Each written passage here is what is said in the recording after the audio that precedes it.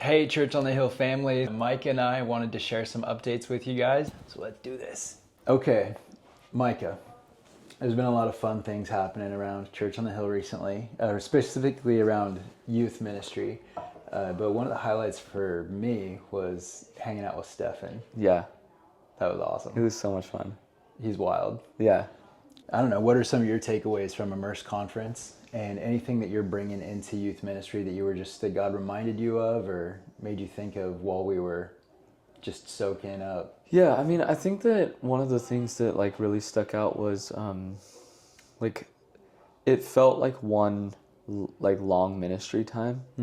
Which I feel like in the past, I feel like when you hear conference especially, you just think of like a lot of teaching, a lot of like taking like taking notes, and then like in the night sessions, then we like then that's when like Holy Spirit shows up and it's crazy. Yeah. But I feel like this one was just really cool, and like there's a smaller, more, I felt like more connected group of people, but it just seemed like encounters were happening the whole day and like the whole night. Yeah. Like it wasn't like we were leading into something. It was like we started with something, and then it was just like how much of him can we get? Like how much of Holy Spirit can we get? Yeah. Like throughout the conference. And I think Stefan like really brought that like as like the word on his heart, like for Salem, of like he sees like revival breaking out in Salem. And so it's like Yeah. revival isn't going to start like once we get to like the right worship setting or the right thing. It's just like knowing that he's here and just Yeah. welcoming him.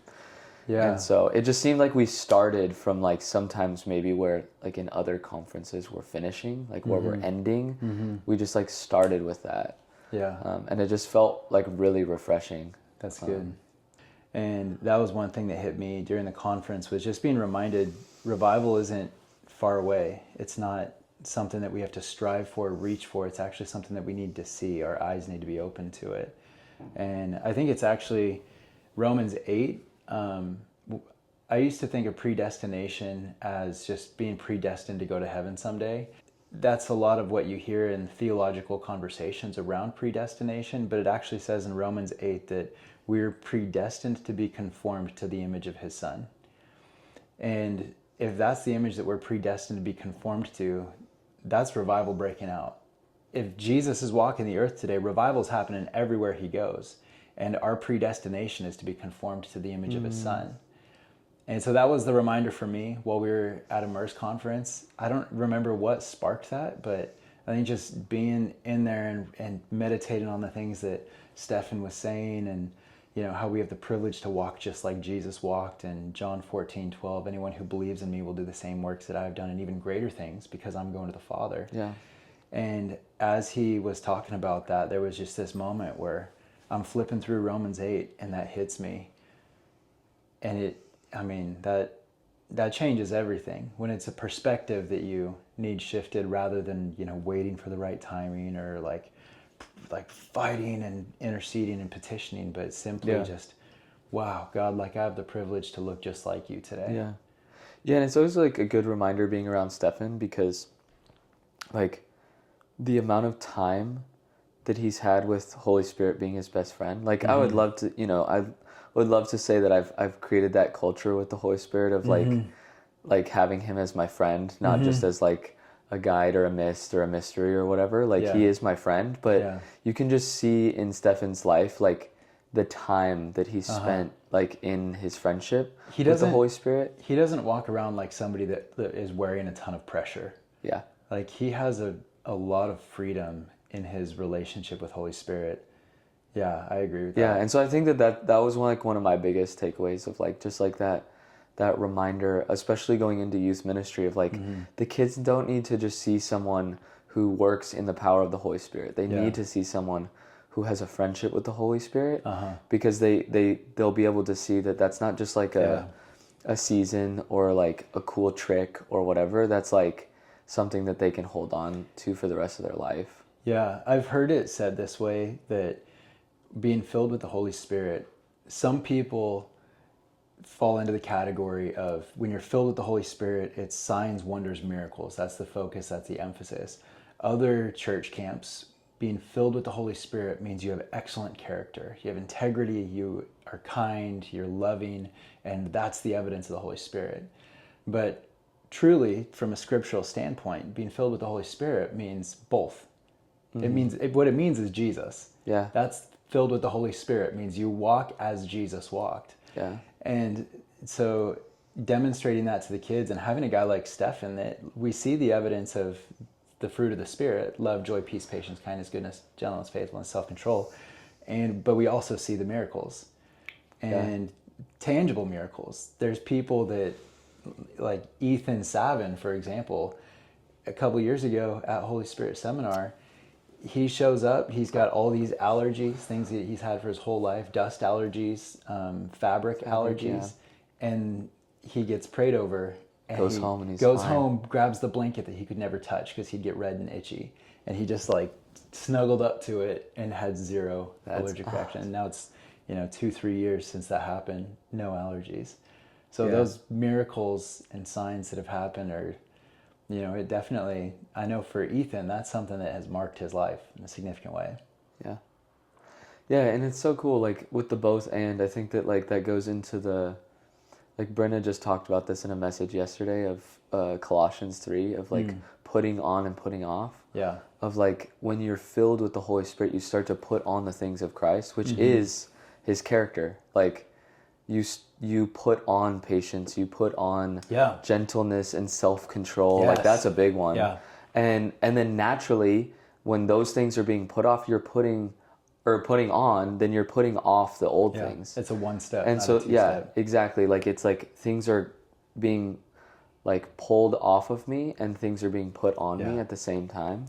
But then signs and wonders come out of that, because like the one who lived perfectly in his character, everywhere he went, there was signs and miracles. And so when your character becomes like his character, and you only do and see what the Father is showing you, then it's like the byproduct of a godly character is that people will be healed and loved and set free and delivered and all the things. That's good.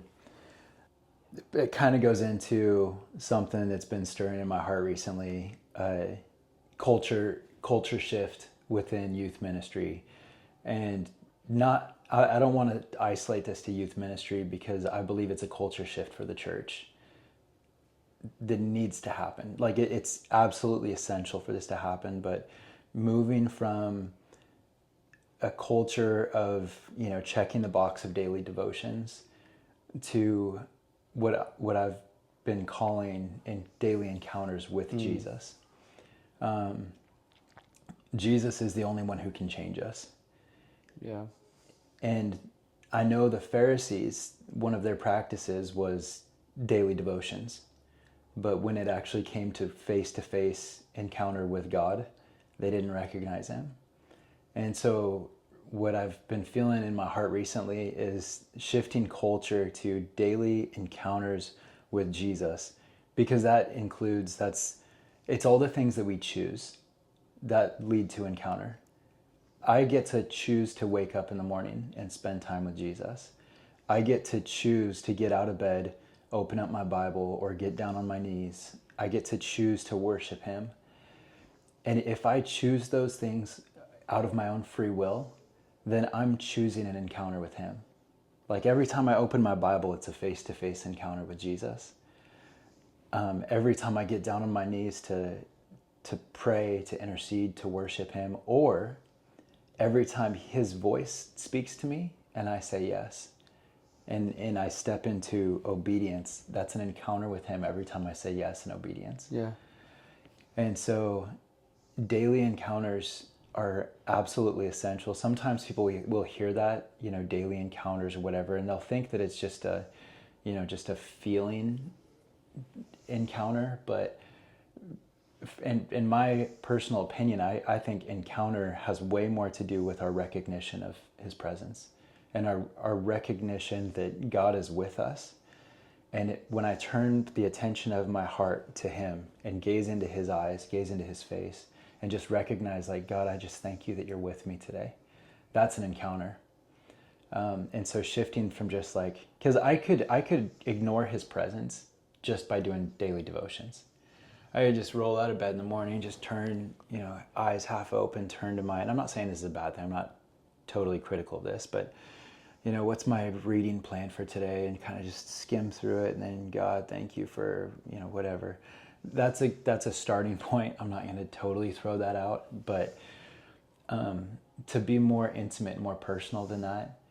And yeah, if we treated our wives like that. Yeah. It doesn't work. No. That's a broken relationship. Yeah.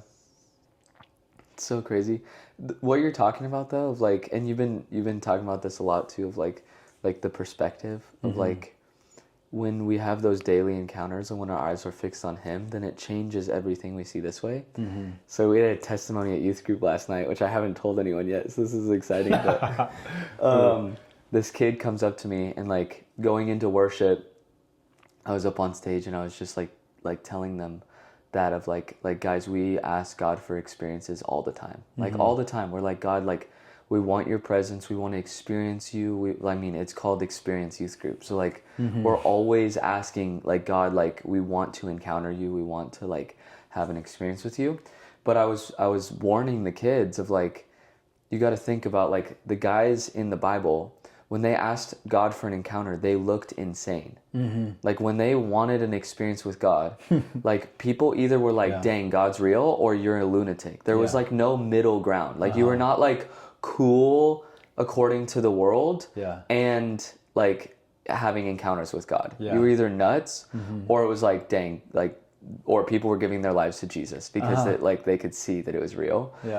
And so I was telling them like, and we just all like prayed out like to like have our reputation die. Like worship to have an encounter with God no matter, what is going on around you. So anyways, praying for that. And then this kid comes up to me after worship and he was like, dude, so I was praying for that, like that I would see God clear and that I would see everybody else clear and that like I wouldn't care about my reputation. And he's like, I was worshiping and like just like it like felt really close with God.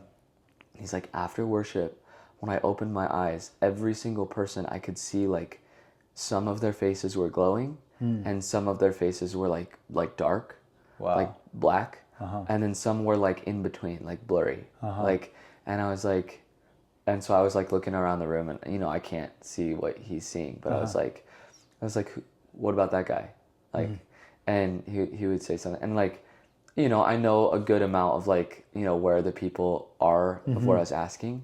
And some of like, even the kids that he doesn't know, I was like, where's that kid? And he's like, dude, his face is bright. And I was like, I know his face is bright. Like, I know his private life with Jesus. Like, I know that he's having those daily encounters, even though you have no idea, like anything about that kid.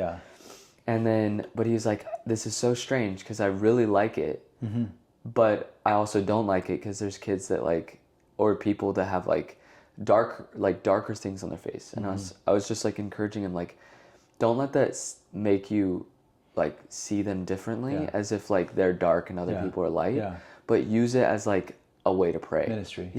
And so I was like, you just spend like 5 minutes right here. Like and just look around. Purpose behind. Exactly. I was like, God's showing you something, use it. Like use it to bless people, like use it as a gift, not just as like a cool thing that's happening.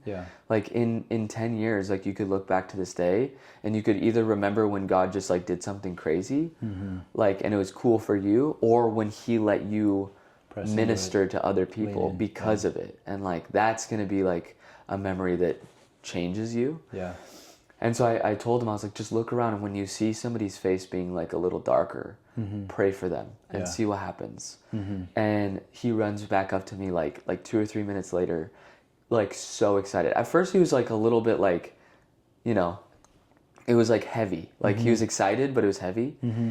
And then he runs over to me just so excited. And he's like, dude, I started to pray for some of those people and their faces started to change. And it went from like darker to like glowing. And I was like, dude, that's crazy. It was so cool. And I was like, dude, God's showing you that like when you are focused on this, he's going to use you this way. And it's like what you always used to tell me, like, it's all about this because everything here affects everything here. And so it's just so cool. But speaking about like this and this. Like so many kids, like getting saved. We talked about that in that other podcast. We had a baptism night. 14 kids get baptized. Yeah. It was just like... It was wild. One of the coolest experiences that I've ever had. Yeah, we have, we can show just in the backdrop, we'll show some clips right here, but the testimonies the kids shared were absolutely incredible. It was just one after another. And Mike, I know you did a good job of prepping the kids and getting them ready to share their testimonies, but they just did an incredible job articulating their story, why they're giving their lives to Jesus. And it was so authentic. It wasn't just like herd mentality of like, one kid did it, so we're all doing this. It was, they articulated where they were and how lost they were as 12, 13-year-old kids. And it was beautiful. It was so personal for each one of them. And parents and families, thank you for showing up for that night. We had 315? 320-ish. 320 people show up to that. So it was an incredible night. Yeah. Yeah, it was so good. Yeah, we did, last weekend, we had our scavenger hunt with the youth kids, and we don't have any videos posted yet, but I have some footage that I can share on here. We went around, basically we set up the scavenger hunt, so it was a combination of outreach, fun, and just community time. We got into 2 vehicles, and it was a small group. I think we had 12 people show up, something like that. And we just drove around town and had all these check marks that we needed to get for our page that was our scavenger hunt. And, some of them were silly, like go make the craziest order you could make at Dutch Brothers. That would be a fun one to share on here, because Angelina had the funniest order. Oh my gosh. It was like she goes up to Dutch Brothers. She's like, yeah, I want you to pick the coffee for me. But this is the coffee that I want you to pick. Hey guys. I'm doing great. I have a really, probably special order today. Okay. Very special for me. So I want to order something, I need you to pick. But it needs to be something that reminds me of being on the beach. On the beach? But with my grandma. With your grandma? And she's telling me the story about her childhood. Okay. Where she was in the best day of her life when she was a kid, where she went to Coney Island and she went on a roller coaster. It was the first time she's ever been on a roller coaster. First time she's ever been on a roller coaster. And then her dad bought her very first hot dog, and also some cotton candy. Some cotton candy. And she just tells me the story, and it reminds me of her. And it was the best day of her life. Yeah. So a drink, just you pick. You want... Dude, I might just start doing that for fun. Yeah. But then there were other moments where it's sharing the gospel, praying for people, praying for healing, getting a word for somebody, sharing your testimony. And so it started with the scavenger hunt sheet, but it ended with people just going and doing ministry. They, we were at the yard, and I watched Jediah. There's this Mexican family off in the corner, and Jediah speaks Spanish, so he walks over and shares the gospel with them. I look over, he's praying with them, inviting them to church, and you can just see the impact on these people's faces as their countenance changed. They just received what the message that he had, they needed to hear that day. And it was cool. That's awesome. So good. Cherry City. Dude, Cherry City worship was... Oh, man. 400 people showed up? Yeah, and it's very same thing as what I was saying with Stefan. They start where a lot of worship nights end. There's usually this build up. They're just no, boom, we're in the presence of God. Let's just go for that. Yeah. And you could just feel it in the room. It's so contagious. Yeah. Yeah. Did a bunch of baptisms that night. I think we had 7 baptisms. There's a movement happening in Cherry City. I mean, I don't want to isolate it to Cherry City, because I think they've found the pulse of what God's doing in our youth and young adults. Yeah, a lot of young people were there. Yeah. Yeah, I mean, just on their Instagram page, I checked 2 days ago, and they had, which there's not going to be more shares at this point, but they had 67 people share that post saying where they were going to be worshiping, which is huge. That's a big number. Yeah. And for me, that shows. And if those 60 people bring 1 or 2 friends, Yeah. you just like Uh-huh. filled half the sanctuary just with a couple people. There's a hunger. Yeah. It shows there's a hunger for not just, we're going to worship for an hour and then we're going to go on with our days. They came to worship. And at 9 o'clock, the time frame was 6:30 to 8 o'clock. And at 9 o'clock, the room was bouncing. Yeah. Everyone was it was electric in there. And you almost have to force people out of the building, which, man, I never want to be that pastor that, we have to because of, well, do we have to? I don't know. On that night we did I it. just kind of caught myself there like, do we? Yeah, but people are hungry. And I do think there's a certain level of, take this experience, because the experience isn't just a building. Yeah. It's not just when we're around people. It's like I was saying earlier, it's encounters with God. It's encounters with Jesus. And that's not limited to any location. The more as a body that we take hold of that in our day-to-day lives, we're going to see Sunday mornings are going to change. Yeah. Man, when every service on a Sunday, how many people do we have average? Would you say like 350, 400 is like our average for between 8 a.m. is always smaller, but 9:45 service, there's 450 people here every Sunday. And then 11 o'clock, there's typically around 400 as well. Yeah. But imagine that many people showing up on a Sunday and everybody has been feasting on these encounters with God Monday through Saturday. And then we get together on a Sunday morning and all of these people that have just been feasting on Him gather together for worship. Man, you're not trying to convince people to raise their hands anymore. Yeah. Dude, what you're saying reminds me of something, and I want to do it at youth group sometime. Yeah. This youth pastor got up on stage with a box of McDonald's chicken nuggets, and he was just looking at this was his message time, and he's just eating chicken nuggets up there, and all the kids, are like cracking up and and he's making it go for like a good amount of time, like awkward amount of time to just be watching somebody eat. Yeah. And he's like, you guys think that this is funny, but like he said, why have we created a place where so many people can show up to see someone that's been eating spiritually? And you guys are just feasting off of me, watching me eat.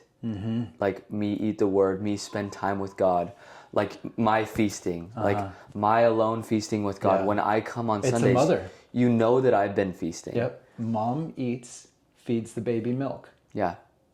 Yeah. Yeah. But he's like, why don't you guys feast yourself? Yeah. And it goes exactly what you're saying of like, there is again, and this is not like to any specific church or anything, but there's just a church culture of like, you get fed on the Sunday. Yeah. But the Sunday is not for the feeding. Or you've got unlimited access on your phones. Yeah. Oh, I'm going to listen to a good podcast. Yeah. I'm going to, just find my favorite YouTube video of whatever church. It could be the most amazing pastor It's crazy though, because like Sundays is the fanning into flame. Yeah. Like which means it's already burning. Yeah. Like if I go to a fire that doesn't have like burning coals yet. Yeah. If I fan it, it's not going to do anything. Yeah. Like if people are showing up on a Sunday, but their personal life isn't already like hot with Him, the fan isn't going to do anything. Yeah. It's just puffing them up for a moment, like, getting them excited for a moment. But then when they go home, like those coals and same with the podcast. Like if I turn on a podcast, they're trying to flame something that's not burning yet. Yeah. Man, well, that reminds me of this other thing that it's not popular because it's painful, but the other part of the gospel is deny yourself. Yeah. A couple weeks ago, I was driving through Detroit Lake area, where all the fires burned through. I was driving through and I'm looking at the forest where the trees had burned significantly. And I felt like God just was asking me this question of, Taylor, there are some things that have to be burned until they're gone. And he's talking about my flesh. He's talking about for the church. And if what believers do, what we often do, is we get really passionate, really excited about the gospel, and we jump into the fire. But the fire's hot, and it's going to be painful. Some things are really painful to let go of and get rid of in our lives. But we have to stay in the fire for the purifying, because fire will purify gold until it's 24 karat gold, till everything is burned out of it. Mm-hmm. But it's also like the destruction. If you want to hang on to the hay, the wood, the stubble, the fire is not where you want to be. That's going to be extremely painful. And so there are parts of our flesh that we're holding on to things that we were never created to hold on to. And because we want to hang on to it, we jump out of the fire too quickly. Yeah. If we try to get out of something that's uncomfortable and we just jump out with our free will, then it'll remain in us. The flesh will remain in us until we return back and give our yes to Jesus. Yeah. Encountering God, like being in the presence of God, it's both, soaking in his presence in our devotions, our Bible reading, our worship, our studying, prayer, studying him, all those things. That's part of our daily encounter with Jesus, but also our daily encounter with Jesus is doing what we don't want. Part of my daily encounter with Jesus is when I see a dirty kitchen and I hear the voice of God saying, clean the kitchen. Part of me has to die to say yes to that. Or, name the long list of things. Yeah. It's my yes to him that burns out the flesh and just brings in, could be fasting. That had to be the Lord. Dude, that was good. That was really That's going to be caught on camera too. Yeah, I hope they can hear it like we just did. I'm not fasting right now, but maybe that's hilarious, dude. Oh man. Wow. Your stomach feels like it's fasting. Wow. I am on a diet right now, so. That's so funny. We didn't really know where we were going today, other than we wanted to share some stories of what God's been doing in youth ministry, because there's a lot. And we could probably sit here for another hour and talk about everything that God's been doing in our kids' lives and our volunteers' lives as well. For middle school and high school, we had a volunteers training day a few weeks ago. And the conversations, our prayer times that came out of that were really inspiring. We have amazing people that really love your kids and want to see them thriving spiritually, and are willing to put in the time and energy to make a plan for that, and just lean in more to hear God's voice. That was a big emphasis, as we want to hear God's voice for your kids' lives. So we spent a half day doing that. As Calibrate, we went and did an overnighter and spent probably an hour and a half just worshiping, another hour and a half just praying over each other and seeking God's face. But we really care about your kids. We want to see them thriving. We want to look at your kids and see Jesus. That's the goal. If we can see Jesus in their lives, then we know that discipleship is happening the way that God intended. So and I just want to also encourage you guys to reach out. Like we've been talking about a lot, there's a move of God happening. And that's not just for the kids. That's for all of us. Yeah. And so if there's a stirring in your heart, whether it's behind the scenes of everything, or if it's just praying over the group regularly, or if it's on the grounds, whether it's a youth night or helping out with an event, but gathering the troops for this move of God, I just feel that's really important. So if there's just any way that you want to serve or help or contribute, please reach out, because we'd love to just be more creative with how we and thank you. There's some parents that have done that recently. Rich and Corey Clausen, they had this vision for a youth service on a Sunday morning, once a month right now, possibly moving to twice a month in the near future here. But the first day we did that, 45 kids showed up. 45 kids showed up. We had donuts for them, and it just totally exceeded our expectations. The way God moved in that room and bringing community together and just lifting up, encouraging the kids. It was really cool. So that's going to be the first Sunday of each month during the middle service at 9:45 a.m. So if you're looking for a service to get your kids involved, whether they're middle school or high school, just make sure you mark that on your calendar. The first Sunday of each month, 9:45 service. That service is me hopping. Yeah. Yeah. But anyways, we love you guys, Yeah. and we're so thankful that we get to partner with you for this ministry and just seeing the kingdom come to earth here in Salem, Oregon. Yeah. So bless you guys. Shine Jesus. Shine Jesus. I like that.